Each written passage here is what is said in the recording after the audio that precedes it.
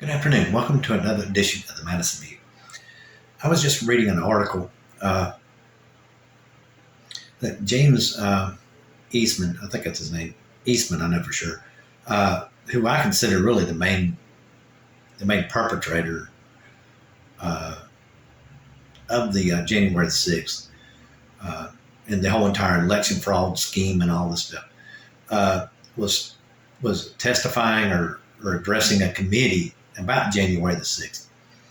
And he said that he felt like Donald Trump was totally correct in trying to overthrow the government. That's exactly how it was put. Now, whether that was taken verbatim or not, now that part I don't know for sure because I'm just reading someone else's story.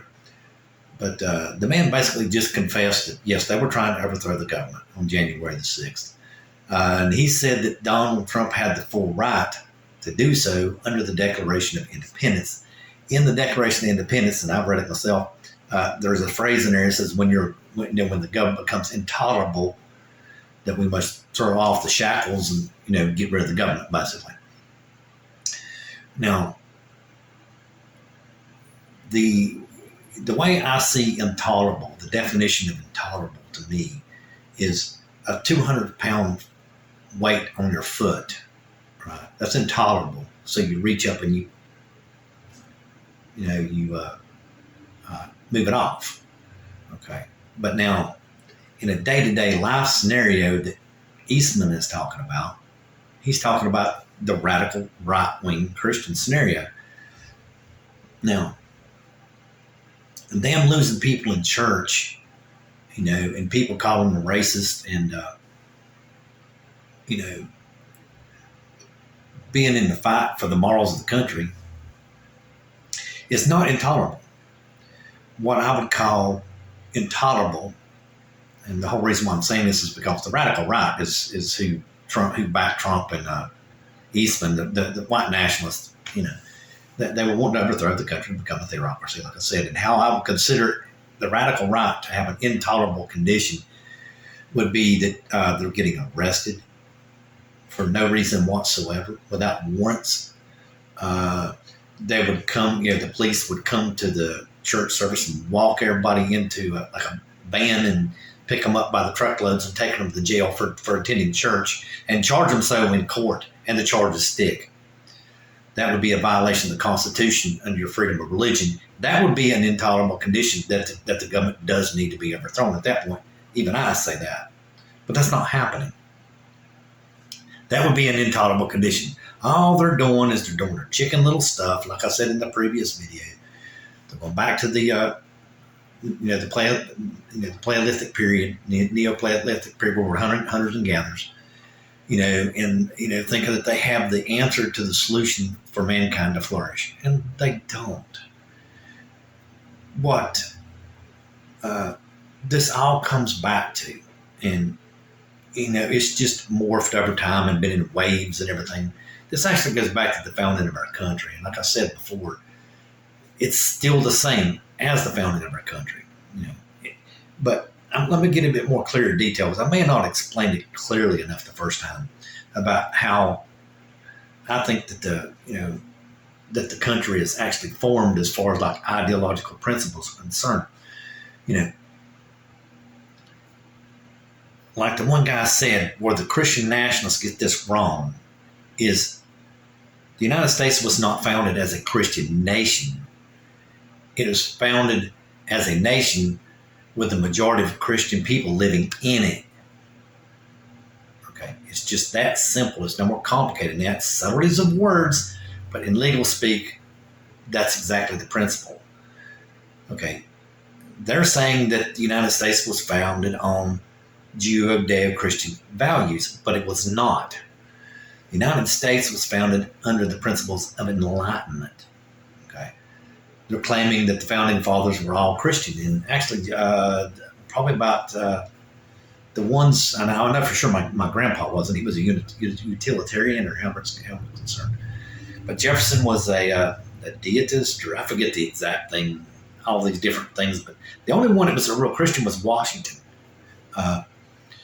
Quite a few were atheists. And I think I'm not sure It may have been the majority. I mean, I would have to go back and review history, but you just go back and review history. Thomas Paine, Benjamin Franklin. I'm trying to think who else. Just right off the top of my head. Of course, like I said, my grandpa, he was a utilitarian. I can't think of just right off the top of my head. Okay. Just right off the top of my head. Like I said, the one I know for sure was a Christian was Washington. Now, I could be wrong about that. It's just something I read. But the United States was founded on the principles of enlightenment. And enlightenment basically means that you don't suppress people. Okay?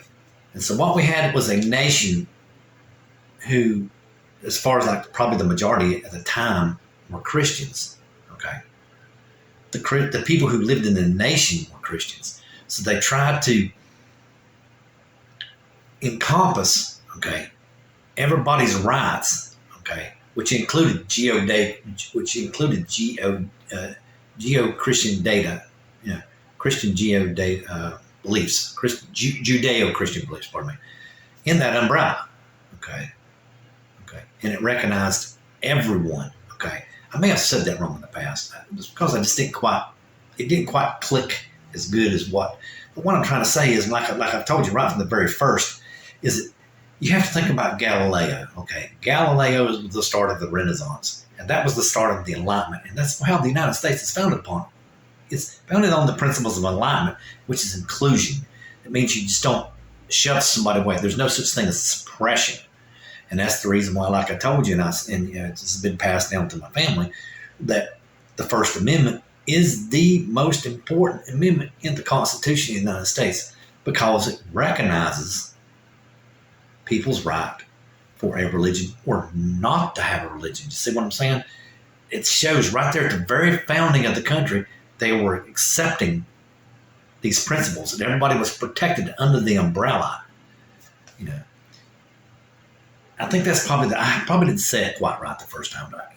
It recognizes that fact. Like I said, everybody is protected under the Declaration of Independence for your right of individual freedom.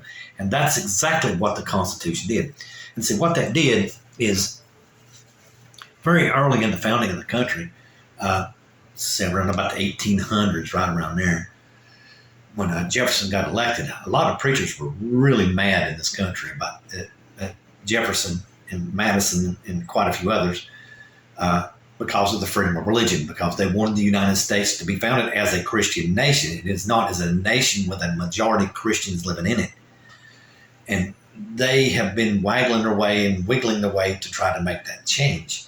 And that is just not going to work. Like Jefferson said, which is how I feel, and which is how the Constitution is wrote, is that when you saddle someone with Christianity, you're saddling someone with a certain belief set. And you ain't supposed to do that. Remember what Galileo did. Galileo bucked the Christian tradition and found that, that the earth revolved around the sun. So that's exactly the principles at which this was founded upon. It's founded upon that let people have the Christianity, but also let people have their scientific beliefs and beliefs that there is no God, etc.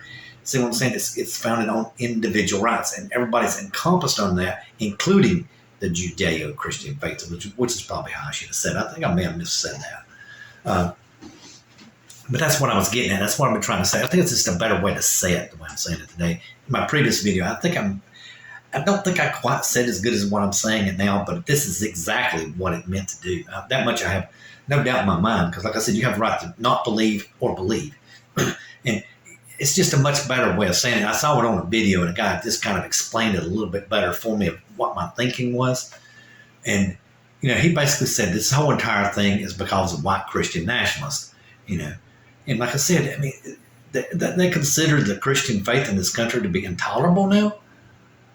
And, in order for you to take over the country or the government, is you would have to be saying that the U.S. government is suppressing religious freedom so bad. Like I said, they driving up in the parking lots of churches and loading you in vans and throwing you in jail and convicting you of being a Christian and then throwing you back in jail and keeping you incarcerated for it. That's intolerable.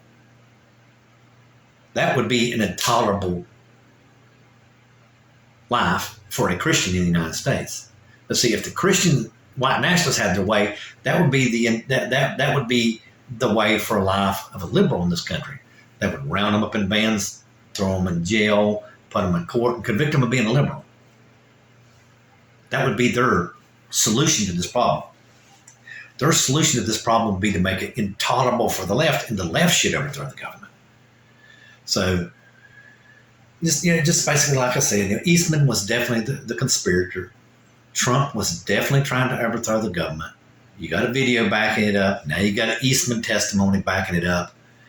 It's just very, very. It's the pages are just starting to become unfold more, or the tea leaves is the way I said it in the past.